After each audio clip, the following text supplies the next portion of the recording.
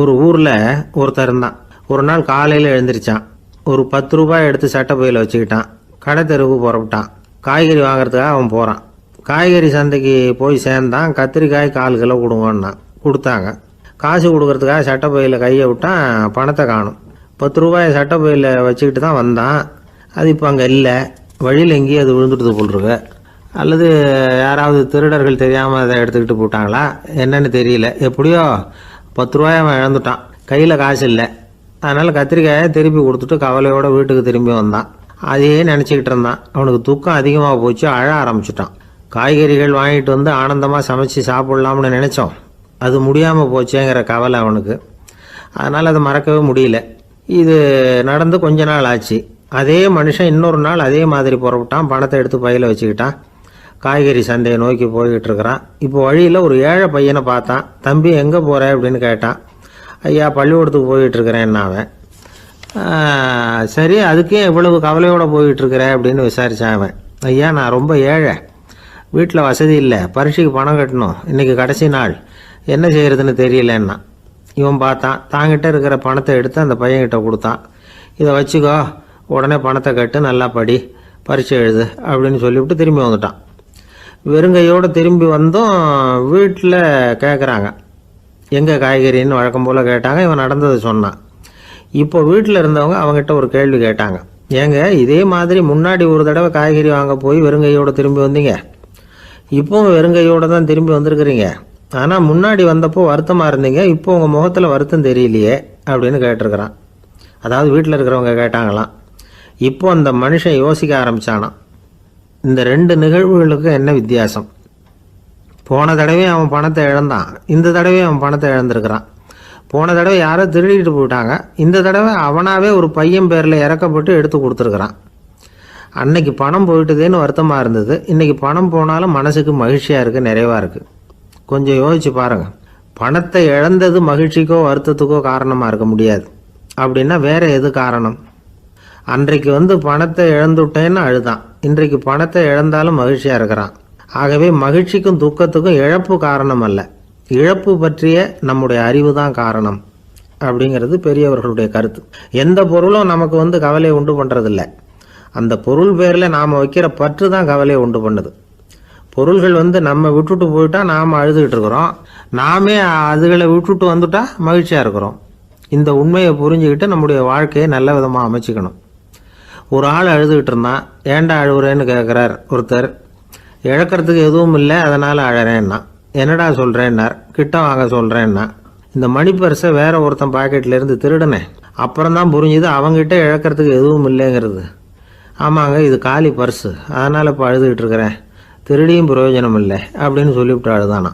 இப்பெல்லாம் நம்ம ஊரில் மாமியார் மருமகள் ஒருத்தர் நல்லா புரிஞ்சுக்கிட்டு நல்ல விதமாக தான் இருக்கிறாங்க பல இடத்துல.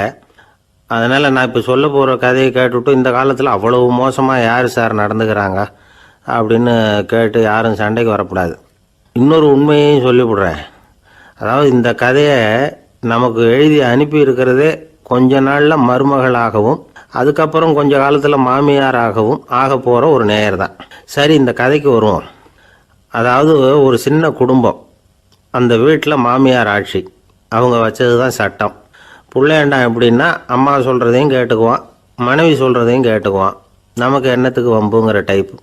மருமகள் பேரில் குறை கண்டுபிடிக்கிறதுலையே அந்த மாமியாருக்கு ஒரு சுவாரஸ்யம். சின்ன சின்ன விஷயத்துலாம் குத்தம் கண்டுபிடிச்சிக்கிட்டே இருக்கிறாங்க. பொதுவாக எல்லாரும் எப்படின்னா ஏதாவது ஒரு காரணத்துக்காக சண்டை போட்டுக்கிட்டு இருப்பாங்க. அந்த அம்மா எப்படின்னா ஏதாவது ஒரு சண்டையை போடுறதுக்காக காரணத்தை தேடிக்கிட்டு இருப்பாங்க. அப்படி ஒரு மனசு. அந்த மருமக பொண்ணு பாவம் பயந்து பயந்து ஒவ்வொரு காரியமும் செஞ்சுக்கிட்டு வந்தது. இப்படியே பல வருஷம் ஓடி போட்டுது. அந்த மாமியாருக்கும் ரொம்ப வயசாகிட்டுது. இருந்தாலும் அந்த பழைய சுபாவம் மட்டும் மாறவே இல்லை. திடீர்னு ஒரு நாள் பக்கவாதம் வந்து அந்த அம்மாவுக்கு ஒரு பக்கம் கை கால் இழுத்துக்கிட்டுது. வாய் சுத்தமாக பேச முடியாமல் போயிட்டுது. சத்தம் மட்டும் வரும். ஒரு பக்கத்து கை காலை அசைக்க முடியும், பேசுகிறதெல்லாம் கையால் தான், அதாவது கை சைகையால். இப்படிப்பட்ட நிலைமையில் கூட அந்த பொண்ணு தண்ணியோ பாலோ இவங்க எதிரில் கொண்டாந்து வச்சா அதை வேணும்னே தட்டி விட்டுட்டு ஒம்பு வளர்க்குறது. அதுக்கப்புறம் அந்த பொண்ணு தரையை சுத்தப்படுத்தும்ல, அதை பார்த்து ரசிக்கிறது. இருந்தாலும் அந்த பொண்ணு இதையெல்லாம் பெருசுப்படுத்தாமல் ரொம்ப பொறுமையாக தான் இருந்தது. ஒரு நாள் வீட்டில் வச்சுருந்த பாலை பூனை குடிச்சிட்டு போயிட்டுது. வயசான காலத்தில் இந்த அம்மா பால் இல்லாமல் கஷ்டப்படுவாங்களே அப்படின்னு நினச்சி பக்கத்து வீட்டில் போய் கொஞ்சம் பால் வாங்கிட்டு வந்து காய்ச்சி மாமியார் முன்னாடி கொண்டாந்து வச்சுது அந்த பொண்ணு. வழக்கம் போல் அந்த அம்மா பாலை தட்டி விட்டுட்டாங்க. இது அந்த மருமக பொண்ணு கவனிச்சுட்டுது. இவ்வளவு நாள் பொறுமையாக இருந்த இந்த மருமகளுக்கு இன்னைக்கு இதை பார்த்து தான் அசாத்திய கோபம் வந்துட்டுது.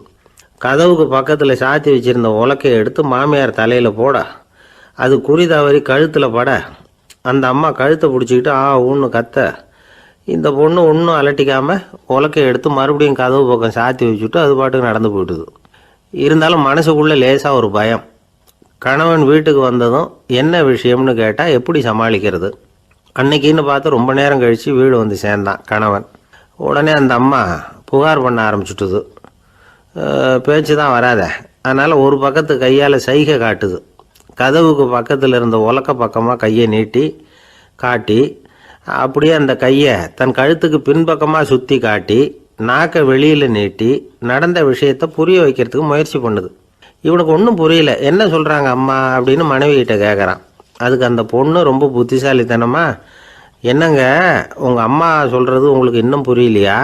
அவங்க உங்களை பார்த்து என்ன சொல்கிறாங்கன்னா, ஏண்டா உலக்க மாதிரி நிற்கிற, சாக போகிற எனக்கு சங்கிலி எதுக்கு, என் கழுத்தில் கிடக்கிற இந்த சங்கிலியை கழட்டி என் மருமக கழுத்தில் போடுறா அப்படின்னு சொல்கிறாங்க அப்படின்னு தான். ஓ அப்படியா விஷயம்னு சொல்லி அம்மா கழுத்தில் இருந்த சங்கிலியை எடுத்து மனைவி கழுத்தில் போட்டுட்டு, அம்மா உன் விருப்பப்படியே போட்டாச்சு, இனிமேலாவது நிம்மதியாக படுத்து தூங்கு அப்படின்னு சொல்லிவிட்டு உள்ளே போயிட்டான்.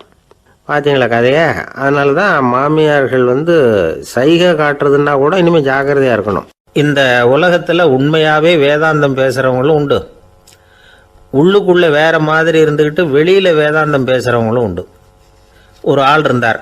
அவரும் ஒரு கடை வச்சு வியாபாரம் பண்ணிக்கிட்டு இருந்தார். மகா கஞ்சன், யாருக்கும் எந்த உதவியும் செய்ய மாட்டார். எச்சில் கையென்ன ஈர கையை கூட உதற மாட்டார். அப்படிப்பட்ட மனுஷன். அந்த ஊருக்கு ஒரு முனிவர் வந்துக்கிட்டு இருந்தார். வருஷத்துக்கு ஒரு தடவை வருவார். ஒரு நாள் 2 நாள் இருப்பார், அப்புறம் போயிடுவார். அந்த முனிவர் வர்றப்போலாம் இந்த ஆள் எழுந்திரிச்சு ஓடி போய் அவரை வரவேற்பான். ரொம்ப பெரிய வேதாந்தி மாதிரி அவர்கிட்ட பேசிக்கிட்டு இருப்பான். காயமே இது பொய், வெறும் காற்றடைத்த பையும்மா, தர்மம் தலைகாக்கும்மா, பணம் என்ன சார் பணம், இன்னைக்கு ஒருத்தன் கையில் இருக்கும், நாளைக்கு ஒருத்தன் கையில் இருக்கும், எல்லாம் மாயம், எனக்கு தான் இன்னமும் இந்த சம்சார பந்தத்திலிருந்து விடுபடுறதுக்கு நேரம் வரலேம்மா.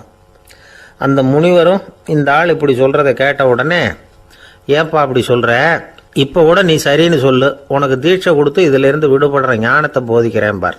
உடனே அந்த ஆள் என்ன சொல்லுவான் தெரியுமா? ஐயோ சாமி, இப்போ அது எப்படிங்க முடியும், பிள்ளைங்கள்லாம் சின்ன சிறுசுங்க, அதுகளுக்கெல்லாம் ஒரு கல்யாணம் காட்சின்னு செஞ்சு கடமையை முடிச்சுட்டா நீங்கள் சொல்கிறபடி செஞ்சு விடலாம்மா. சரி, இன்னும் முனிவர் போயிடுவார். அடுத்த வருஷம் வருவார். இவன் வழக்கம் போல் வேதாந்தம் பேசுவான். சரி தீட்சை கொடுக்குறேன் வா அம்பார். பேரம்பேத்தியை பார்க்கணும், கோர்ட்டில் கேஸ் ஒன்று இருக்குது, அது முடியணும் அப்படின்னு தயங்க ஆரம்பிச்சிருவான். எல்லாம் சொல்லுவான், ஆனால் குடிக்கிறதுக்கு தண்ணி கூட கொடுக்க மாட்டான். ரொம்ப வருஷம் கழித்து மறுபடியும் ஒரு நாள் அந்த ஊருக்கு முனிவர் வந்தார். இவன் கடைக்கும் வந்தார். அப்புறம் அங்கே கல்லாவில் நம்ம ஆள் இல்லை, அவன் புள்ள தான் உட்காந்துருக்கிறான். அப்பாவை போலவே புள்ளையும் எழுந்திரிச்சு ஓடியாந்து முனிவரை வரவேற்றான். அப்பா எங்கன்னு விசாரிச்சார் முனிவர். ஐயோ அதை ஏன் கேட்குறீங்க சாமி, உங்ககிட்ட தீட்சை வாங்கி இந்த சம்சார பந்தத்திலேருந்து விடுதலை பெறணும்னு சொல்லிக்கிட்டே இருப்பார், அது நிறைவேறாமலே போய் சேர்ந்துட்டார். போன மாதம் ஒரு நாள் திடீர்னு நெஞ்சு வலிக்குதுன்னார், அவ்வளவுதான் போட்டுன்னு போயிட்டார் அப்படின்னு புலம்புனான் பையன். இதை கேட்டதும் முனிவர் சிரிச்சாரான். அவன் எங்கடா போவான், உன் அப்பா எங்கேயும் போகல, இதோ வாழை ஆட்டிக்கிட்டு உன் காலடியிலே இருந்துகிட்டு இருக்கான் பார் அப்படின்னு சொல்லி அங்கே நின்றுக்கிட்டு இருந்த ஒரு நாயை சுட்டி காட்டினாரான். என்ன சாமி சொல்கிறீங்க அப்படின்னு ஆச்சரியமாக கேட்டிருக்கான் பையன். உடனே முனிவர் அந்த நாயோட தலையில் ஒரு தட்டு தட்டி பேசுகிறா அப்படின்னாரான்.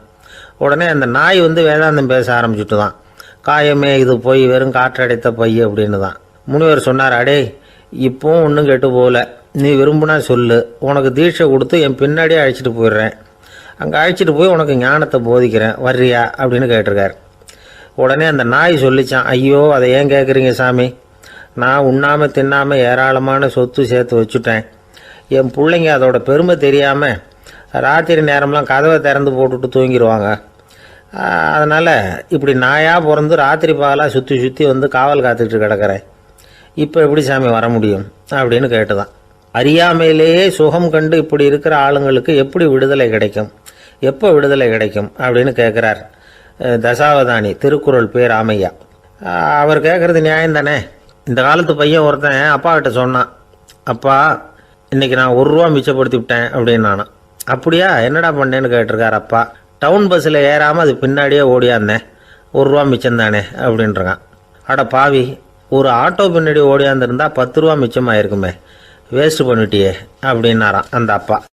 ஒரு கடற்கரை ஓரம், அங்கே ஒரு சின்ன கிராமம். அந்த கிராமத்தில் ஒரு சின்ன பள்ளிக்கூடம். கடற்கரை ஓரத்தில் உள்ள ஒரு விடுதியில் ஓய்வுக்காக ஒருத்தர் வந்து தங்கியிருக்கிறார். பள்ளிக்கூடத்தில் ஏதோ விழா நடக்கிறது மாதிரி தெரிஞ்சுது. உடனே அவர் அந்த பக்கமாக வந்தார். இங்கே என்ன நடக்குதுன்னு விசாரித்தார். பள்ளி ஆண்டு விழா நடக்குதுன்னாங்க. உடனே போனார். கண்காட்சி ஒன்று வச்சுருந்தாங்க. உள்ளே போய் பார்த்தார். பள்ளிக்கூடத்தில் படிக்கிற மாணவர்களே சொந்தமாக தயார் பண்ண பொருள்களை காட்சிக்கு வச்சுருக்கிறாங்க. அந்த ஊர் மக்கள்லாம் அதை கூட்டம் கூட்டமாக போய் பார்த்துக்கிட்டு இருக்கிறாங்க. இவரும் ஆர்வமாக அதையெல்லாம் பார்த்துக்கிட்டே போகிறார். ஒரு இடத்துல ஒரு சின்ன ரயில் செஞ்சு வச்சுருந்தாங்க, மாணவர்களே தயார் பண்ணது. மின்சாரத்தால் அது ஓடுறது மாதிரி பண்ணி வச்சுருந்தாங்க. அதில் ஒரு சின்ன பொத்தான் இருக்கும், அது அமுக்குனா ரயில் ஓடும், சுற்றி சுற்றி வரும்.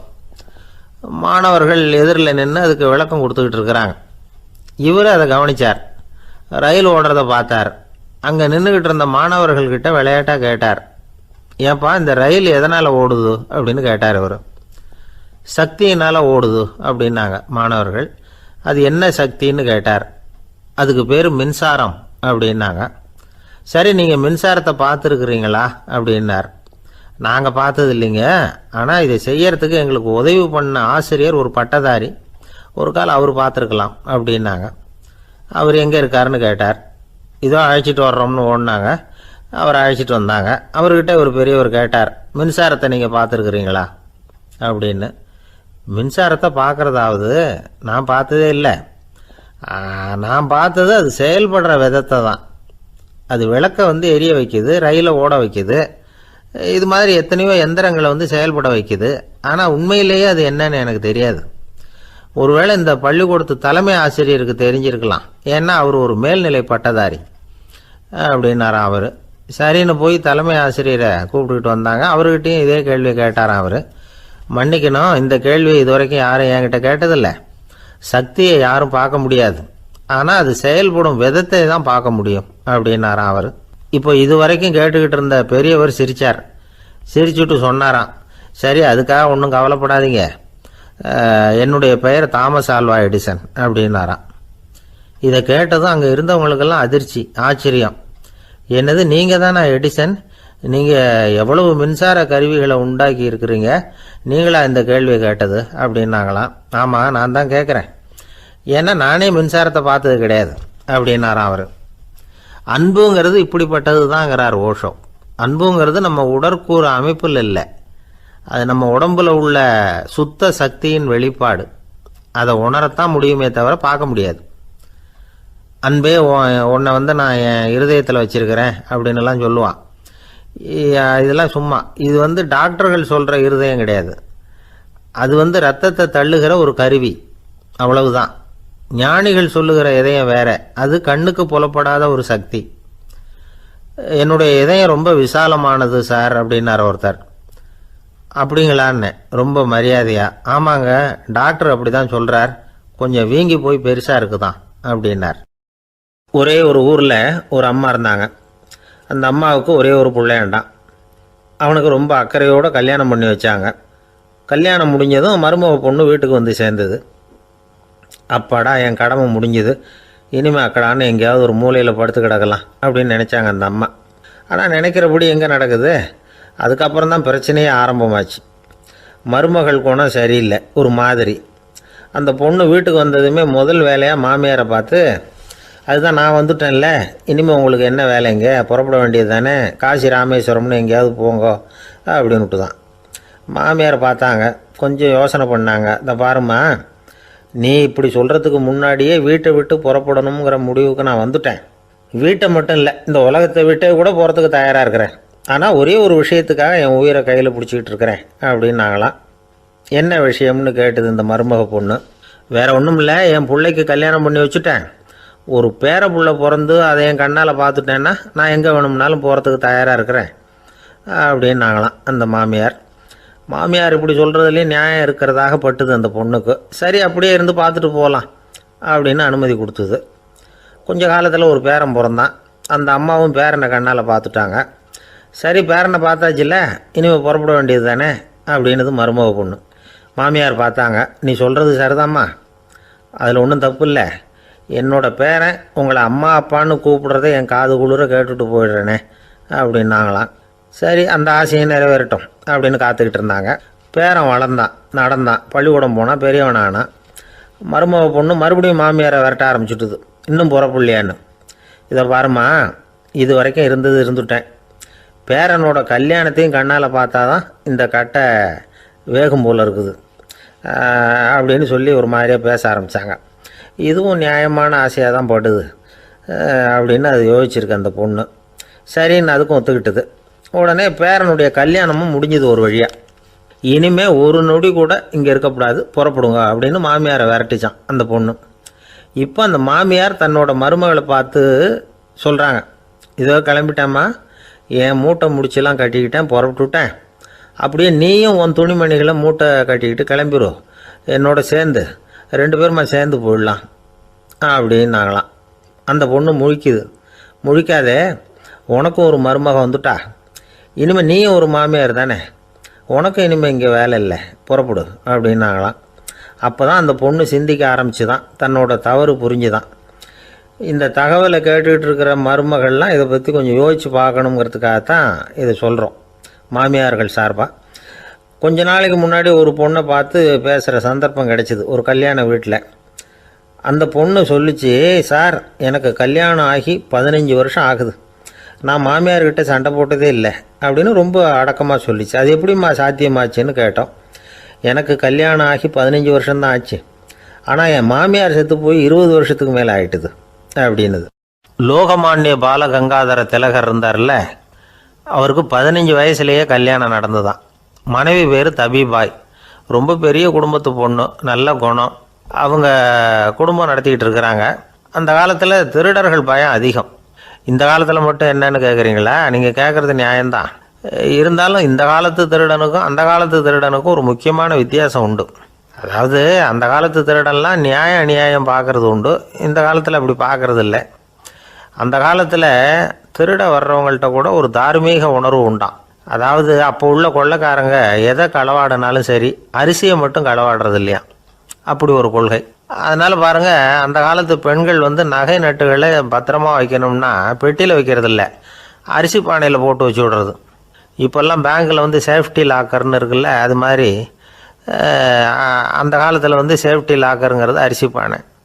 இந்த வளையல், மூக்குத்தி, தோடு இப்படி எதுவாக இருந்தாலும் அதில் போட்டு பத்திரமா வச்சுருவாங்க. திருடன் அரிசி பானை பக்கம் போகிறதில்ல. ஏன்னா சாப்பிட்ற விஷயத்தில் கை வைக்கக்கூடாது, அது பாவம் அப்படின்னு அவன் நினைக்கிறான். திலகரோட மனைவி தபிபாயும் அதே மாதிரி தன்னுடைய ஆபரணங்களை ஒரு அரிசி பானைக்குள்ளே போட்டு மூடி வச்சுருந்தாங்களாம். இப்படி இருந்தப்போ ஒரு நாள் ஒரு பிச்சைக்கார பொண்ணு வீடு வீடாக பிச்சை கேட்டுக்கிட்டே வந்திருக்குது. திலகர் வீட்டுக்கும் தர்மம் போடுங்க தாயே அப்படின்னு தான் அந்த பொண்ணு. அந்த அம்மா தபிபாய் காதில் இது விழுந்திருக்கு. உடனே கை நிறைய அரிசி அள்ளிக்கிட்டு போட்டிருக்கு. பாத்திரத்தில் அரிசியை போட்டதுக்கு அப்புறம் தான் தெரியுது, பளிச்சுன்னு கண்ணில் படுது. அதாவது அந்த அம்மாவோட வைர மூக்குத்தி ஒன்று அரிசியோடு சேர்ந்து அந்த பிச்சைக்கார பொண்ணு பாத்திரத்தில் போய் விழுந்துட்டுது. இந்த அம்மாவுக்கு மனசுக்குள்ளே குழப்பம், என்ன இப்படி ஆகிட்டுதே, மூக்குத்தி போயிட்டுதே, பிச்சை பாத்திரத்துலேருந்து அதை எப்படி எடுக்கிறது அப்படின்னு தயக்கம். வாயை திறந்து அதை கேட்குறதுக்கும் கூச்சம். திண்ணையில் உட்காந்துருந்த திலகர் இவ்வளவையும் பார்த்துக்கிட்டு இருக்கிறார். மனைவியின் மனசுக்குள்ளே நடக்கிற மௌன போராட்டத்தை அவர் நல்லா புரிஞ்சுக்கிட்டாராம். மனைவியை பார்த்து சொன்னாராம், தபிபாய், இது தெய்வ சம்மதம், அவளுக்கு சேர வேண்டிய மூக்குத்தி அவகிட்ட போயிட்டுது, பிச்சை பாத்திரத்தில் விழுந்த மூக்குத்தியை எடுக்க வேணாம் அப்படின்னாராம். சரின்னு சொல்லிவிட்டு மேற்கொண்டு எதுவும் சொல்லாமல் அந்த அம்மா வீட்டுக்குள்ளே போயிட்டாங்களாம். இந்த காலத்துலலாம் அது மாதிரி நடக்குமா? வெறும் அரிசியை போட்டுவிட்டு விவகாரம் பண்ணிகிட்டு இருக்க மாட்டோமா? ஒரு பெரிய மனுஷன் வீட்டுக்கு ஒரு பிச்சைக்காரன் வந்தான். ஐயா, நாங்கள் பிச்சைக்காரங்கள்லாம் சேர்ந்து ஒரு சங்கம் வச்சுருக்குறோம், அதுக்கு நிதி சேர்க்குறோம், அதுக்கு ஒரு 100 ரூபா கொடுத்தீங்கன்னா எங்களுக்கு பெரிய உதவியாக இருக்கும் அப்படின்னானா. அதெல்லாம் ஒன்றும் கொடுக்க முடியாது போ அப்படின்னாரான் அவர். அப்படின்னா ஒரு 50 ரூபாயாவது கொடுங்களேன் அப்படின்ட்டுருக்கான். அதுவும் முடியாதுன்னு சொல்லிவிட்டார். 25 ரூபா அப்படின்ட்டுருக்கான். எதுவும் முடியாது அப்படின்னாரான். சரிங்க, இவ்வளவு பெரிய வீட்டுக்கு வந்துட்டு வெறுங்கையோடு திரும்புறது நல்லா இருக்காது, அதனால் சும்மா ஒரு ரூபா மட்டுமாவது கொடுங்க அப்படின்ட்டுருக்கான் அவன். ஒரு பைசா கூட என்கிட்ட கிடையாது அப்படின்ட்டாரான் இவர். அப்படின்னா நீங்கள் ஒரு காரியம் பண்ணுங்களேன் அப்படின்னானா அவன். என்ன செய்யணும் அப்படின்ட்டுருக்கார். எங்கள் சங்கத்தில் நீங்களும் ஒரு மெம்பராக சேர்ந்துருங்க அப்படின்னானா. காஞ்சிபுரத்தில் பல்லவ ராஜா ஒரு கோவில் கட்டினார், கைலாசநாதர் கோவில். அதுக்கு கும்பாபிஷேகம் பண்ணுறதுக்கு ஒரு நாள் குறிப்பிட்டு அதுக்கு வேண்டிய ஏற்பாடுகள்லாம் பண்ணினார். முதல் காரியமாக கடவுளை வேண்டிக்கிட்டார், நீங்கள் இந்த கும்பாபிஷேகத்துக்கு நேரில் வந்து கலந்துக்கணும்னார். கடவுள் அந்த ராஜா கனவுல வந்தார். நீ கும்பாபிஷேகம் வச்சிருக்கிற அதே நாளில் அதே நேரத்தில் எனக்கு இன்னொரு ஊரில் ஒரு கும்பாபிஷேகம் இருக்குது, அதுக்கு போக வேண்டியிருக்கு. அதாவது திருநின்ற ஊரில் என்னுடைய பக்தர் ஒருத்தர், அவரும் ஒரு கோயில் கட்டி கும்பாபிஷேகம் செய்கிறார், நான் அதுக்கு போக வேண்டியிருக்கு, அதனால் உன்னுடைய தேதியை நீ மாற்றி வச்சுக்கோ அப்படின்னார். கடவுள் தான் எங்கேயும் இருக்கிறவராச்சே, அவர் நினச்சா 2 இடத்துலையும் இருந்து கோயில் கும்பாபிஷேகத்தை நடத்த முடியாதா? ஏன் அப்படி செய்யலை? அது ஒரு முக்கியமான காரணத்துக்காகத்தான். திருநின்ற ஊரில் இருந்த பூசலாருங்கிற அந்த அடியாரின் பெருமையை இந்த உலகத்துக்கு எடுத்து காட்டணுங்கிறதுக்காகத்தான் கடவுள் அந்த ராஜா கிட்ட அப்படி சொன்னார். சரி, அந்த அடியார் அப்படி என்னதான் பெருசாக கோயில் கட்டி விட்டார்? ராஜா கட்டின கோயிலை விட பெருசா? அவர் கட்டினது கருங்கல்லாலேயோ மண்ணாலேயோ மரத்தாலேயோ இல்லை. அவர் கட்டின கோயில் வேறு மாதிரி. அது மனசால் கட்டின கோயில், மனசுக்குள்ளே இருக்கிற கோவில், மனக்கோவில். அந்த அடியார் தன்னோட மனசுக்குள்ளே மாதக்கணக்காக ஒவ்வொரு கல்லாக சேர்த்து கட்டின கோவில். இந்த விஷயம் ராஜாவுக்கு தெரியாது. அவர் என்ன நினச்சிட்டாரு, அது நாம் கட்டின கற்கோயிலை விட ரொம்ப பெருசாக இருக்கும் போல இருக்கு அப்படின்னு நினச்சிட்டார். சரி, அப்பேற்பட்ட அந்த கோயிலை தரிசனம் பண்ணிவிட்டு வருவோம் அப்படின்னு நினச்சி ராஜா திருநின்ற ஊருக்கு போகிறார். அங்கே போய் பார்த்தா கோயிலையும் காணும், ஒன்றையும் காணும். கடைசியில் பூசலார் கட்டின மனக்கோவில் தான் அதுங்கிறத அவர் புரிஞ்சுக்கிறார். உடனே அந்த அடியாரின் காலில் விழுந்து வணங்குறார். அவரோ, இது மனசால முயன்ற கோவில், இதுக்கு இத்தனை பெருமையா அப்படின்னு ஆச்சரியப்படுறார். இதில் ஆச்சரியப்படுறதுக்கு ஒன்றும் இல்லை. ஆண்டவன் விரும்புறது அகபக்தியையே தவிர புற தோற்றங்களே அல்ல. இதை நாம் புரிஞ்சுக்கிட்டோம்னா நமக்குள்ள எந்த வேறுபாடுகளும் வர்றதுக்கு வழியே இல்லை. இன்னொரு ராஜா இருந்தார். அவர் ஆண்டவனுக்கு படைக்கிறதுக்காக ஒரு தார் நல்ல செவ்வாழைப்பழமாக எடுத்துக்கிட்டு போகணும்னு நினச்சார். அதனால் நாளே அதை வாங்கிட்டு வர சொன்னார் வேலைக்காரங்கிட்ட. வேலைக்காரன் போனால் கடைத்தெருவில் ஒரு தார் பழம் வாங்கினான். வர்ற வழியில் அவன் குடிசை. அப்படியே எட்டி பார்த்துட்டு போவோமேன்னு நினச்சான். போனான். அங்கே இவனோட குழந்தை பாவம் பசியால் கத்திக்கிட்டு இருக்கு. இவன் பார்த்தான், இவ்வளவு பெரிய தாரில் ஒரு 2 பழம் எடுத்தா தெரியவா போகுது அப்படின்னு நினச்சி ஒரு 2 பழத்தை பிச்சு அந்த குழந்தைகிட்ட கொடுத்தான். அதை வாங்கி வயிறார சாப்பிட்டுது. பசி அடங்குச்சு, விளையாட போயிட்டுது. இவன் அதுக்கப்புறம் வாழைப்பழத்தை எடுத்துக்கிட்டு அரண்மனைக்கு வந்தான். 2 பழம் பிச்சிருக்கிறது ராஜாவுக்கு தெரிஞ்சு போச்சு. இவன் உண்மையை சொல்லிவிட்டான். உடனே ராஜா, கடவுளுக்கு படைக்க வேண்டிய பொருளை குழந்தை எச்சில் பண்ண விட்டுருக்கியே அப்படின்னு சொல்லி அவனை கட்டி வச்சு சாட்டையால் அடித்தார் பாவம். மறுநாள் பழத்தை கோயிலுக்கு எடுத்துகிட்டு போனார். கடவுள் முன்னாடி வச்சார். கடவுள் கண்ணை திறந்து பார்த்தார், பழம்லாம் அழுகி இருக்குது. என்ன இது அழுகி போன பழம் அப்படின்னார். ராஜா முழிச்சார். நல்லா தானே இருந்தது அப்படின்னு நினச்சார். அப்போ கடவுள் அந்த ராஜா கிட்ட சொன்னாராம், இதை பார்ப்பா, இந்த தாரில் 2 பழம் தான் நல்ல பழம், அந்த 2 பழங்களையும் நேற்றுக்கே நான் சாப்பிட்டுட்டேன் அப்படின்னாராம். அப்போ தான் ராஜாவுக்கு புரிஞ்சுது, ஏழை குழந்தையின் பசியை தீர்க்கறதுக்காக உதவுன அந்த 2 பழம்தான் இறைவன் சாப்பிட்ட பழம்னு. இறைவன் இருக்கிற இடம் எது? இதுதான். ஒரு ஊரில் ஒரு மன்னர் இருந்தார். புத்தி கூர்மை உள்ள ஒரு மன்னர். பொதுவாக மன்னர்களுக்கு சந்தேகம் வந்தால் சபையில் உள்ள சான்றோர்கள்கிட்ட கேட்டு தெரிஞ்சுக்கிறது தானே வழக்கம். ஆனால் இங்கே அப்படி இல்லை. மற்றவங்களுக்கு சந்தேகம் வந்தால் மன்னர்கிட்ட கேட்டு தெரிஞ்சுக்குவாங்க. அது மாதிரி கேட்டு தெரிஞ்சுக்கிறதுக்காக ஒரு பெரியவர் ஒரு நாள் வந்தார். அவர் கையில் 3 பொம்மைகள் வச்சுருந்தார். 3 ஒரே மாதிரி பொம்மைகள், கொஞ்சம் கூட வித்தியாசம் தெரியல. ஏது இந்த பொம்மைன்னு கேட்டார் மன்னர். எனக்கு வேண்டியப்பட்ட ஒருத்தங்கிட்ட இருந்து இதை வாங்கிட்டு வந்திருக்கிறேன். நான் தான் அவன்கிட்ட இந்த பொம்மையை செஞ்சு கொடுக்கும்படியா கேட்டுக்கிட்டேன். அவன் ரொம்ப புத்திசாலி, அவன் தான் இதை செஞ்சு கொடுத்தான். ஆனால் அதில் ஒரு சிக்கல் அப்படின்னார். என்ன பிரச்சனைன்னு கேட்டிருக்காரு இவர். நான் அவன்கிட்ட கேட்டது 3 விதமான பொம்மைகளாக இருக்கணும்னு கேட்டேன். அவன் என்னடான்னா 3 ஒரே மாதிரியாக செஞ்சு கொடுத்துட்டான் அப்படின்னார். அவங்ககிட்டயே கேட்கறது தானே அப்படின்ட்டு இருக்காரு இவர். கேட்டேன், அவன் என்ன சொல்கிறான்னா, இது 3 ஒரே மாதிரி பொம்மை கிடையாது, 3 விதம், ஒன்றுக்கு ஒன்று வித்தியாசம் இருக்குது. இந்த 3 பொம்மையும் 3 விதமான நண்பர்களுக்கு உதாரணங்கள் அப்படின்னு சொல்கிறான். எனக்கு ஒன்றும் புரியல, அதுதான் உங்ககிட்ட வந்தேன் அப்படின்னார். சரி, அந்த பொம்மைகளை இப்படி கொடுங்க அப்படின்னு வாங்கினார் மன்னர். எடுத்துக்கிட்டு உள்ளே போனார். கொஞ்ச நேரம் கழித்து வெளியில் வந்தார். அதுக்கப்புறம் சொன்னார், இதை பாருப்பா, அவன் சொன்னது சரிதான், 3 விதம் தான். இது இருக்குதே முதல் பொம்மை, இது உத்தமமான நண்பனுக்கு உதாரணம். இந்த 2வது பொம்மை இது மத்தியமமான நண்பனுக்கு உதாரணம். அந்த 3வது பொம்மை இருக்குதே அது மோசமான நண்பனுக்கு உதாரணம்.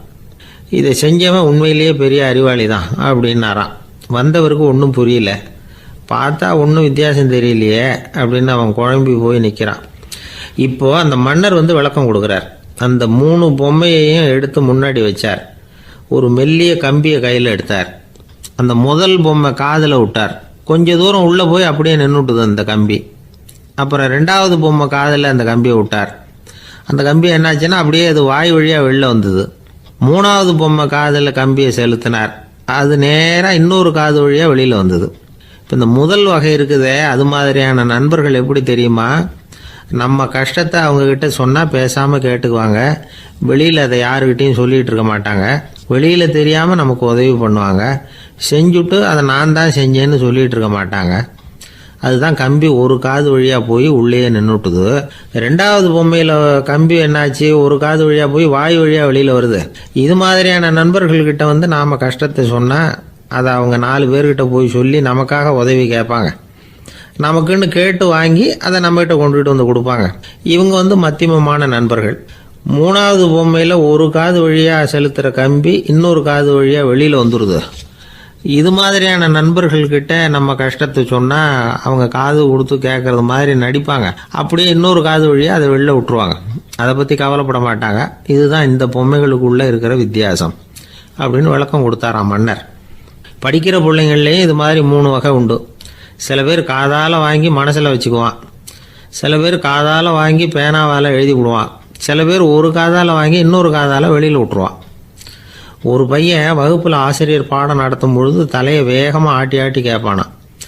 ஏன்டா இப்படி தலையை இப்படி ஆட்டுற அப்படின்னு கேட்டிருக்கான் பக்கத்தில் இருந்தவன். தலையை ஆட்டினா தாண்டா ஒரு காது வழியாக உள்ளே போகிறது, இன்னொரு காது வழியாக வெளியில் வேகமாக வெளில போகும் அப்படின்னானா அந்த பையன்.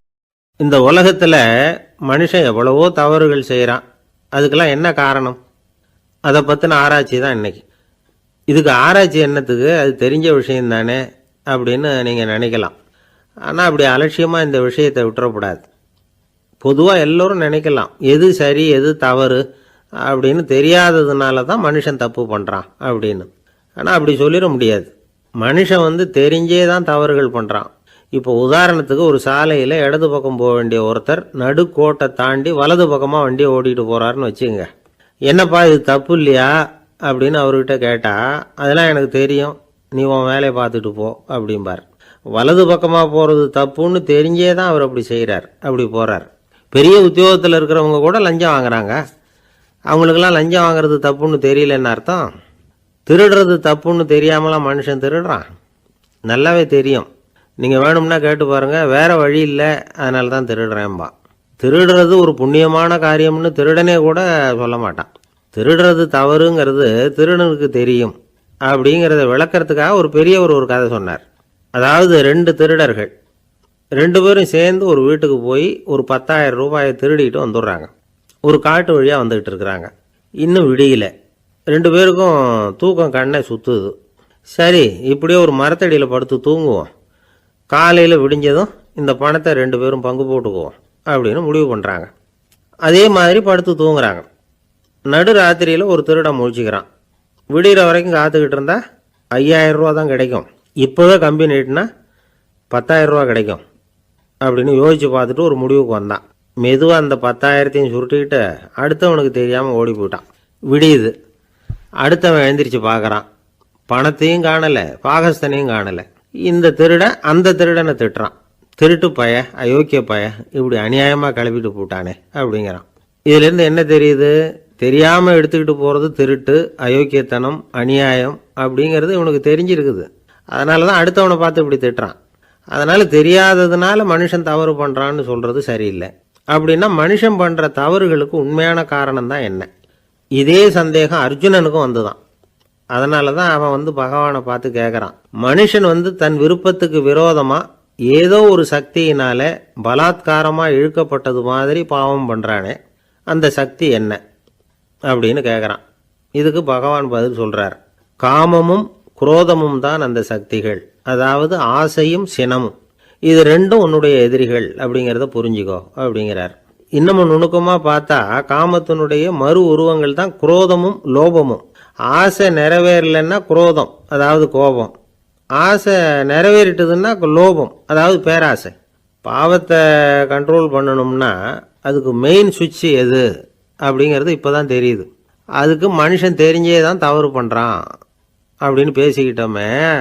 அதுக்கு ஒரு உதாரணம், ஒரு ஆள் ஹோட்டலில் சாப்பிட போனான், சாப்பிட்டு முடித்தான், எழுந்திரிச்சு வந்து முதலாளிகிட்ட பில்லை கொடுத்தான், காசை கொடுக்கல. முதலாளி பணம் கொடுன்னு கேட்டார். இவன் என்கிட்ட பணம் இல்லைன்னா. முதலாளி கொஞ்சம் கூட அலட்டிக்கல, உள்ளே இருந்து ஒரு ஆளை கூப்பிட்டார். இவனை கூப்பிட்டுக்கிட்டு போய் இட்லி மாவு ஆட்ட சொல்லுன்னார். இவனும் கவலைப்படாமல் உள்ளே போயிட்டான். அப்போது அழைச்சிட்டு போகிற ஆள் கேட்குறான், ஏன் சார் சாப்பிட்றதுக்கு முன்னாடி காசு இல்லைங்கிறது உங்களுக்கு தெரியாதா அப்படின்னு கேட்குறான்.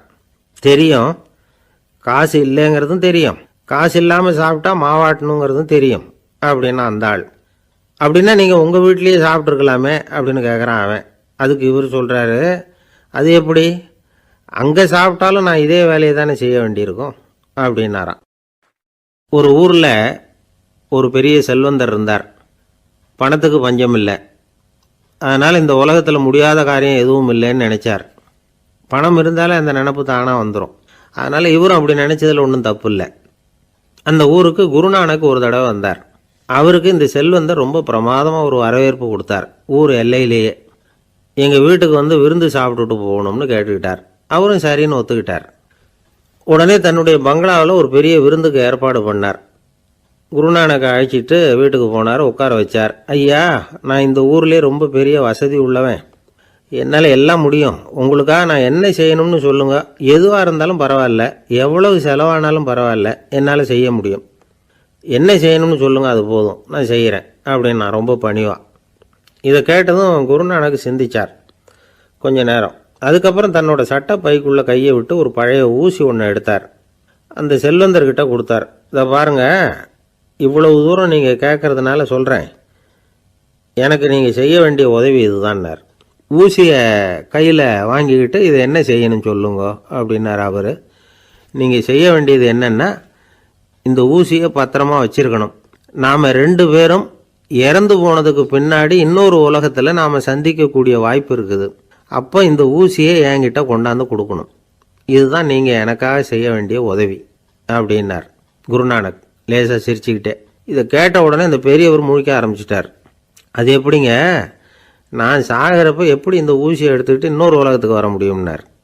ஊசி மாதிரி ஒரு சின்ன பொருளை கூட இந்த உலகத்தை விட்டு நாம் போகிறப்ப எடுத்துகிட்டு போக முடியாதுங்கிறப்போ உங்களோட செல்வத்தையெல்லாம் எப்படி அங்கே எடுத்துகிட்டு வர போகிறீங்க அப்படின்னு கேட்டார் குருநானக். அதுக்கப்புறம் தான் அந்த பெரியவர் யோசிக்க ஆரம்பித்தாராம்.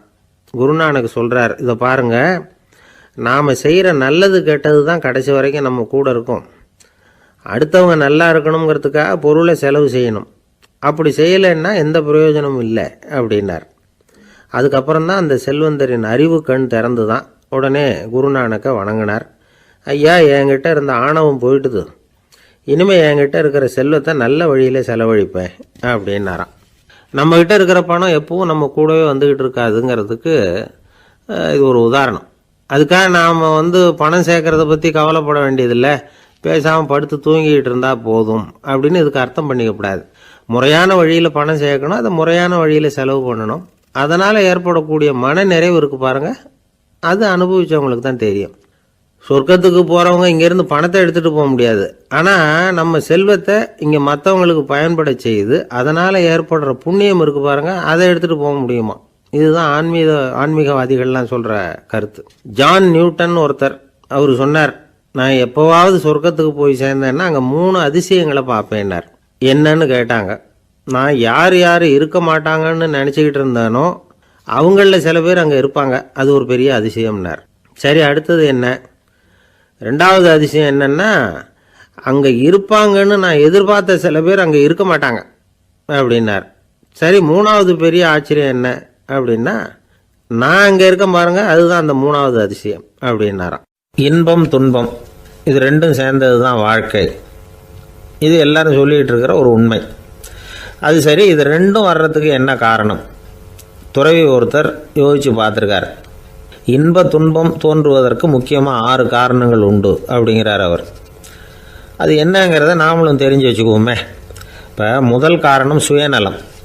ஒரு தாயார் தன்னுடைய சுயநலம் கருதி தன்னுடைய மகன் இன்பமாக இருக்கணும்னு ஆசைப்படுறாங்க.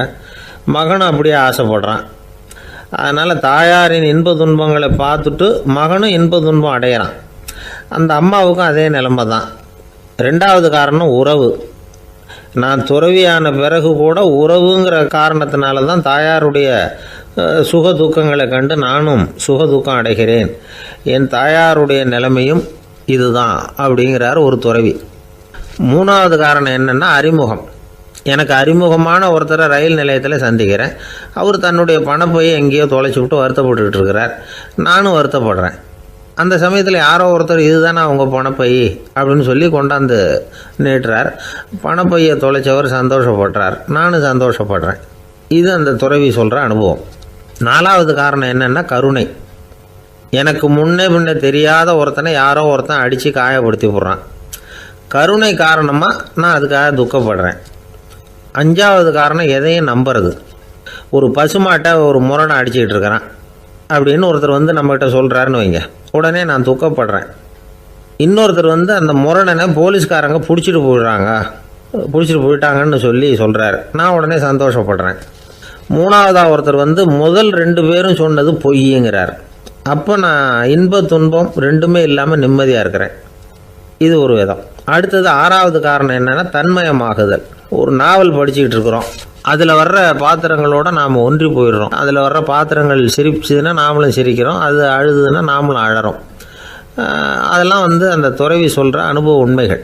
இன்ப துன்பம் இது ரெண்டும் தோன்றுவதற்கு சுயநலம், உறவு, அறிமுகம், கருணை, எதையும் நம்புறது, தன்மயமாகிறது, இது எல்லாம் தான் முக்கிய காரணம் அப்படின்னு அவர் சொல்கிறார்.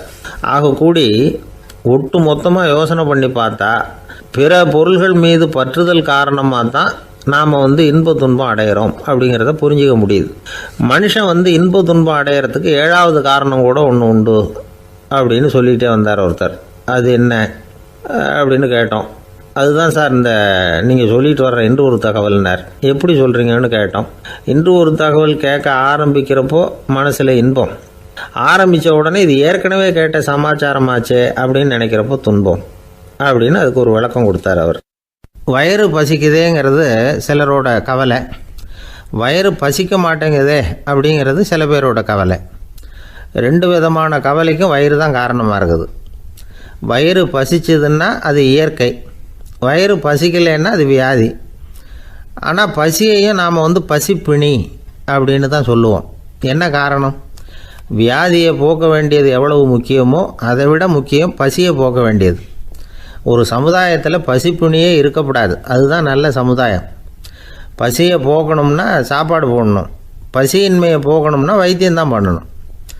இது சம்பந்தமாக எவ்வளவோ ஆராய்ச்சிகள் நடக்குது, நிறைய மருந்து கண்டுபிடிச்சிருக்கிறாங்க. நம்ம உடம்பில் பசியை தூண்டக்கூடிய பகுதி எது, இதை முதல்ல தெரிஞ்சுக்கணும் இல்லையா? நாம் சாப்பிட்ற ஆகாரம் செரிக்கிறதுக்கு எது காரணம் தெரியுமா? நம்ம மூளையோட பின்பகுதி தான் அதுக்கு காரணமாக இருக்குதாம். மூளையின் பின்பகுதியில் நரம்பு செல்களால் ஆன 2 வகையான ஆரக்சின்கள் தான் பசியை உண்டாக்குது அப்படின்னு கண்டுபிடிச்சிருக்கிறாங்க. 2 ஆய்வாளர்கள் இதை கண்டுபிடிச்சிருக்காங்க.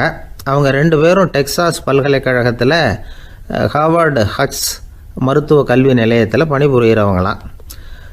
உண்பது தேவைங்கிறது உணரப்படும் போது மூளையின் அந்த குறிப்பிட்ட பகுதி ஆரக்சின் அப்படிங்கிற ஹார்மோன்களை சுரக்கும். அது பசி உணர்வை தூண்டும் அப்படிங்கிறது தான் அந்த ஆய்வாளர்களின் கண்டுபிடிப்பு. இந்த ஆரக்சின் வேறு சில உயிரினங்கள்லேயும் உண்டு. இப்போ எலிகளில் கூட இது இருக்குது.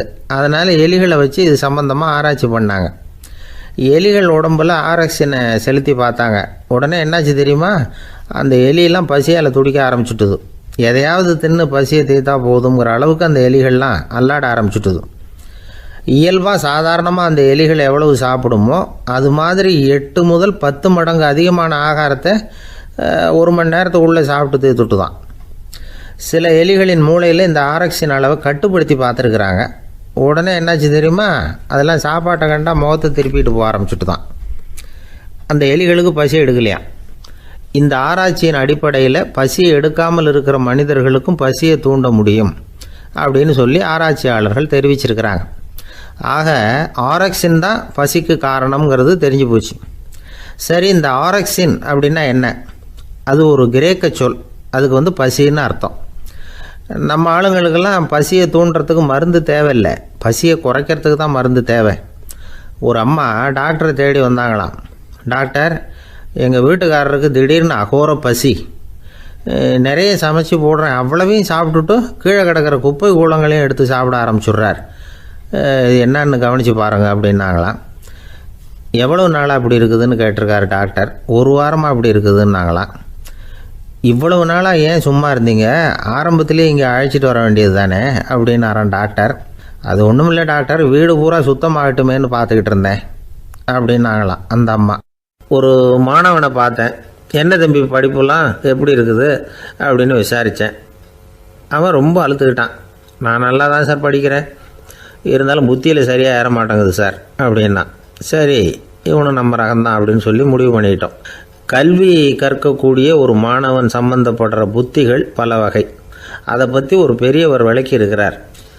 மிருத்து புத்தின்னு ஒன்று இருக்குதான். மிருத்துன்னா மண்ணால் செவுறு கட்டுறோம்ல, மண் சுவரில் ஆணி அடிக்கிறதும் சுலபம், அதை பிடுங்கி எடுக்கிறதும் சுலபம். அது மாதிரி சில பேர் குரு சொல்லி கொடுக்குறத சுலபமாக கேட்டு தெரிஞ்சு வச்சுக்குவாங்க, கொஞ்ச நேரத்தில் சுலபமாக மறந்தும் போயிடுவாங்க. இது மிருத்து புத்தின்னு பேர், மண் புத்தி. தாரு புத்தின்னு ஒன்று உண்டான். தாருன்னா மரம். அதில் பச்சை மரத்தில் ஆணி அடிக்கிறது சுலபம், ஆனால் அதை எடுக்கிறது கஷ்டம். அது மாதிரி ஆசிரியர்கிட்டேருந்து கேட்டதை கவனமாக மனசில் பதிய வச்சுக்கிட்டு அதை மறக்காமல் இருக்கிறது தாரு புத்தி. பட்டை மரமாக இருந்தால் அதில் ஆணி அடிக்கிறதும் கஷ்டம், அடிக்கிற ஆணியும் சீக்கிரம் நழுவிடும். அது மாதிரி கேட்குற விஷயம் மனசில் பதியறதும் கஷ்டம், அப்படியே பதிஞ்சாலும் அது நீடிச்சு இருக்கிறதும் கஷ்டம், கொஞ்ச காலத்தில் மறந்துடும். இன்னொரு வகை புத்தி ஒன்று உண்டு, அதுக்கு பேர் சிலா புத்தின்னு பேர். சிலான்னா கல். ஒரு கருங்கல்லில் 4 துளையை போட்டு ஒரு துளையில் உளியை வச்சு அடித்தா மற்ற துளை வழியாகவும் பிளந்து கல் 2 ஆகிடும். அது மாதிரி சந்தியான இடங்களில் குறிப்பாக ஒரு பொருளை சொன்னால் அதை வச்சுக்கிட்டு மற்றதையும் தெரிஞ்சுக்கிறது, அது சிலா புத்தின்னு பேர். வேணு புத்தின்னா என்ன தெரியுமா? வேணுன்னா மூங்கில் கணுவில் ஒரு பக்கம் உளியை வச்சு அடித்தா 2 பக்கமும் பிளந்துடும். அது மாதிரி ஒரு செய்தியை கேட்டுக்கிட்டு இருக்கிறப்பவே அதோட முன்பின் தொடர்களையும் தெரிஞ்சுக்கணும், அது வேணு புத்தி. தைல புத்தின்னு ஒன்று உண்டு. தைலம்ங்கிறது எண்ணெய். தண்ணியில் ஒரு துளி எண்ணெயை விட்டால் அது தண்ணி பூரா பரவி போடுதில்ல, அது இப்படி பரவுறது மாதிரி ஆசிரியர் சுருக்கமாக ஒரு கருத்தை சொன்னால் அதை வச்சுக்கிட்டு பூரா விஷயங்களையும் தெரிஞ்சுக்கணும், அது தைல புத்தி. கற்பூர புத்தின்னு ஒன்று கேள்விப்பட்டிருக்கோம். அது எப்படின்னா, கற்பூரம் தீ பட்ட உடனே பிடிச்சிக்கும். ஆசிரியர் சொன்ன உடனே நுண்ணறிவோட பாடங்களை புரிஞ்சுக்கிறது இந்த வகை புத்தி. கரி புத்தின்னு ஒன்று. அது எப்படின்னா, கரியில் நெருப்பை வச்சு விசிறிய பிறகு அதுக்கப்புறம் அது கறி நெருப்பாகும். அது மாதிரி காலம்பரை சாயந்தர வேலைகளில் ஆசிரியர் பாடம் சொல்லி கொடுப்பார், அதை கொண்டு புரிஞ்சுக்கிறது இந்த வகை. கதலித்தண்டு புத்தின்னு ஒன்று சொல்லுவாங்க. கதலிங்கிறது வாழை மரம். வாழைத்தண்டில் தீ வைக்கிறது எவ்வளவு சிரமமோ அவ்வளவு சிரமத்தோடு கல்வி கற்கிறது கதலித்தண்டு புத்தி. இதை தவிர இன்னும் சில வகையான மாணவர்களை கூட அடையாளம் காட்டுறாங்க. ஆசிரியர் சொன்னதில் நல்லதை மட்டும் எடுத்துக்கிறவன் அன்னம். ஆசிரியர் கிடைச்ச இடத்துல பாடத்தை கேட்டுக்கிட்டு பிறகு தனியாக உட்காந்து சிந்திக்கிறவன் பசுமாடு அப்படி தானே, புல் கண்ட இடத்துல மேயும், அதுக்கப்புறம் நிதானமாக அசை போட்டுக்கும். ஆசிரியர் சொன்னதை தவிர வேறு எதையும் சொல்ல முடியாதவன் கிளி. பல இடங்களில் பாடங்கள் கேட்டு கடைசியில் ஒன்றும் புரியாமல் போகிறவன் ஆடு ஒரு செடியில் வயிறார மேயாது, ஒரே செடியில் இக்கரைக்கு அக்கறை பச்சைன்னா அங்கேயும் இங்கேயும் அலைஞ்சிக்கிட்டே இருக்கும். சில பேருக்கு எருமைன்னு பேர். எருமை எப்படின்னா குளத்து நீரை கலக்கி தான் குடிக்கும். அது மாதிரி ஆசிரியர் மனசை நோக செய்து பயில்கிற மாணவர்கள்லாம் இந்த ரகம். இவ்வளவுலாம் இருந்தாலும் இந்த காலத்து மாணவர்கள்லாம் ஒரு தனி ரகம். ஒரு ஆசிரியர் வகுப்பில் பாடம் நடத்திக்கிட்டு இருந்தார். இலக்கண வகுப்பு. இறந்த காலம், நிகழ்காலம், எதிர்காலம், past tense, present tense, future tense, இதை பற்றிலாம் பாடம் நடத்துகிறார். எல்லாம் சொல்லி கொடுத்துட்டு இப்போ நான் ஒரு வாக்கியம் சொல்லுவேன், அது என்ன காலம் அப்படிங்கிறத நீங்கள் சொல்லணும்னார் ஆசிரியர். சரின்னாங்க மாணவர்கள்லாம். நான் நாளைக்கும் பாடம் நடத்தப் போகிறேன். இது என்ன காலம் அப்படின்னு கேட்டார் ஆசிரியர். அதாவது நான் நாளைக்கும் பாடம் நடத்தப் போகிறேன், இந்த வாக்கியம் என்ன காலம்னு கேட்டார். ஒரு பையன் மெதுவாக எழுந்திரிச்சு சொன்னான், இது எங்கே போதாத காலம் சார் அப்படின்னு சொல்லிவிட்டு உட்காந்துட்டானா. ஒருத்தர் ஓடி வந்தார். இன்னொருத்தரை பார்த்து, சார் உங்கள் சைக்கிளை ஒரு நாள் இரவல் கொடுங்களேன், பக்கத்து ஊருக்கு போயிட்டு வர வேண்டியிருக்கு அப்படின்னார். இவர் சைக்கிளை கொடுத்து பத்திரமா கொண்டுகிட்டு போங்கன்னார். சார் இதை பத்திரமா கொண்டு போகிறேன், கவலையே வேணாம், ஏன்னா இது உங்களோட சைக்கிள் அப்படின்னு நான் நினைக்கல, என்னோட சைக்கிளாக நினைக்கிறேன் அப்படின்னார். அதுக்கப்புறம் தான் இவருக்கு உண்மையாகவே பயம் வந்துட்டுது. ஏன்னா அவர் சொன்னது மாதிரி அதை தன்னோட சைக்கிளாகவே நினச்சி தள்ளிட்டு போட்டால் என்ன பண்ணுறது? எது எதை நம்முடையதாக நினைக்கணுங்கிறதுக்கு ஒரு வரையறை இருக்குது. சில பேர் ஆஃபீஸையே வீடாக நினச்சி விடுறது உண்டு. அப்படிப்பட்டவங்க கூட வீட்டை ஆஃபீஸாக நினைக்கிறதில்ல. ஏன்னா வீட்டில் இவர் ஆஃபீஸராக நடந்துக்க முடியறதில்ல. இதெல்லாம் ஒரு பக்கம் இருக்கட்டும், இப்போ விஷயத்துக்கு வருவோம். பொறியியல் மேதை டாக்டர் விஸ்வேஸ்வரய்யா இருந்தார் இல்லையா, பாரத ரத்னா விருதெல்லாம் கொடுத்தாங்களே. ஆஃபீஸ் வேலை வேறு, சொந்த வேலை வேறு அப்படிங்கிறதுக்கு ஒரு உதாரணமாக இருந்தவர் அவர். மைசூர் மகாராஜா கிட்ட திவானாக இருந்தார். அவர் ஒரு நாள் அரசாங்க வேலை காரணமாக வெளியூர் போயிருந்தார். ஹாசன்கிற ஊருக்கு பக்கத்தில் ஒரு பயண மாளிகை, அங்கே தங்கிவிட்டார். ராத்திரி அங்கே தங்கி இருந்துட்டு விடிஞ்சதும் ஊருக்கு திரும்புறதாக திட்டம். ராத்திரி தூங்கிறதுக்கு ரொம்ப நேரம் ஆகிட்டுது. ரொம்ப நேரம் வரைக்கும் அரசாங்க சம்பந்தப்பட்ட வேலைகளையே பார்த்துக்கிட்டு இருக்கிறார். அரசாங்க ஃபைல்கள் நிறைய இருந்தது. அதையெல்லாம் ஒவ்வொன்றா எடுத்தார், படித்து பார்த்தார், பரிசீலனை பண்ணார். அதில் எழுத வேண்டியதை எழுதினார், கையெழுத்து போட்டார். ஒரு வழியாக அந்த வேலையெல்லாம் முடிஞ்சுது. அதுக்கப்புறம் என்ன பண்ணார்னா, தன்னுடைய சூட்கேஸை திறந்தார். அதிலிருந்து 2 மெழுகுவத்தியை எடுத்து கொளுத்தி வச்சார். அந்த பயண மாளிகையில் அது வரைக்கும் எரிஞ்சிக்கிட்டு இருந்த மின்சார விளக்குகளை அணைச்சிட்டார். அதுக்கு பிறகு அந்த மெழுகுவத்தி வெளிச்சத்தில் சில புத்தகங்களை தொடர்ந்து படிக்க ஆரம்பிச்சிட்டார். அந்த பயண மாளிகையில் பணியாளராக இருந்தவர் இதை பார்த்துட்டு ஓடி வந்தார். மறுபடியும் மின் விளக்கு போடுறதுக்காக போனார். விஸ்வேஸ்வரய்யா அதை பார்த்துட்டு போட வேணாம்ட்டாராம். இது வரைக்கும் நான் அரசாங்க அலுவல்களை கவனிச்சிக்கிட்டு இருந்தேன், அதனால் மின் விளக்குகள் அப்போ எரிஞ்சதில் தப்பு இல்லை. இப்போ நான் புத்தகம் படிச்சுக்கிட்டு இருக்கேன், இது என்னுடைய சொந்த வேலை, இங்கே இருக்கிற மின் விளக்கு அதுக்காக ஏன் எரியணும் அப்படின்னு கேட்டாராம். இப்போ இருக்கிற சில அரசு பணியாளர்கள்கிட்ட இந்த சம்பவத்தை பேச்சோட பேச்சாக சொல்லி பார்த்தேன். அவங்களால இதை ஜீரணிக்கவே முடியல. நேர்மை தேவை தான் சார், அதுக்காக அவ்வளவு தூரத்துக்கு அது தேவையா அப்படிங்கிறாங்க. விஸ்வேஸ்வரய்யா அப்படி பண்ணினது தான் ஒரு நேர்மையாளர் அப்படின்னு இந்த உலகத்துக்கு நிரூபிக்கணுங்கிறதுக்காக இல்லை. தான் அப்படி நடந்து காட்டினா தன்னை சுற்றி இருக்கிறவங்களும் அதை கேள்விப்படுறவங்களும் முடிஞ்ச அளவுக்கு பொது வாழ்க்கையில் அரசு பணியில் நேர்மையை கடைபிடிக்க முயற்சி பண்ணலாமே அப்படிங்கிறதுக்காகத்தான். இப்போவும் சில பேர் இருக்கிறாங்க, இவங்க ஆஃபீஸ் வேறு வீடு வேறேன்னு நினைக்கிறதில்ல, அவ்வளோ உரிமை. ஒருத்தர் அப்படி தான், அவருக்கு அவசரமாக 5000 ரூபா தேவைப்பட்டது. ஆஃபீஸு பணத்தை எடுத்துக்கிட்டார். அந்த நேரம் பார்த்து ஆடிட் வந்துட்டுது, ஆப்பிட்டுக்கிட்டார். விசாரணை நடக்குது. அவர் சொல்கிறார், சார் நான் நேரம் காலம் பார்க்காம ஆஃபீஸில் வேலை செய்வேன், ஏன்னா அதை என்னோடய ஆஃபீஸாக நினைக்கிறேன். அவசரத்துக்கு அந்த பணத்தை எடுத்தேன், மறுபடியும் வச்சுடலாம்னு தான் இருந்தேன், அதுக்குள்ளே இப்படி ஆகிட்டுது. நீங்கள் என்ன நினச்சாலும் சரி, நான் ஆஃபீஸ் வேறு வீடு வேறு அப்படின்னு நினைக்கிறதில்ல, அது என்னோடய சுபாவம் அப்படின்னார். விசாரணை பண்ணவர் தீர்ப்பு வழங்கினார். உங்கள் சுபாவத்துக்கு மதிப்பு கொடுத்து நானும் தீர்ப்பு வழங்குறேன். நீங்கள் கொஞ்ச நாள் ஜெயிலில் இருந்துட்டு வாங்க, அது உங்களுக்கு கஷ்டமாக இருக்காதுன்னு நினைக்கிறேன். ஏன்னா அங்கே போனாலும் நீங்கள் உங்கள் சுபாவப்படி வீடு வேற ஜெயில் வேறன்னு நினைக்க மாட்டீங்க அப்படின்னாராம். ஒரு நாள் ஒரு நண்பரை சந்தித்தேன். உங்கள் வீடு எதுன்னு உங்களுக்கு தெரியுமா சார்ன்னு. அவர் என்னை ஒரு மாதிரியாக பார்த்தார். அப்புறம் சொன்னார், தெரியும் அப்படின்னாரு. சரி, உங்கள் தொலைபேசி எண் உங்களுக்கு தெரியுமான்னு. அதுவும் தெரியும்னார். உங்கள் மனைவி மக்கள் யார் யாருன்னு உங்களுக்கு தெரியுமான்னு கேட்டேன். என்ன ஒரு மாதிரியாக பார்த்தார். அப்புறம் சொன்னார், அதுவும் தெரியும் சார் அப்படின்னார். சரி, நீங்கள் யாருன்னு உங்களுக்கு தெரியுமான்னு கேட்டேன். இப்போ தான் அவர் முழிக்க ஆரம்பித்தார். அவர் மட்டும் அப்படி இல்லை, நாம் எல்லாருமே அப்படி தான்.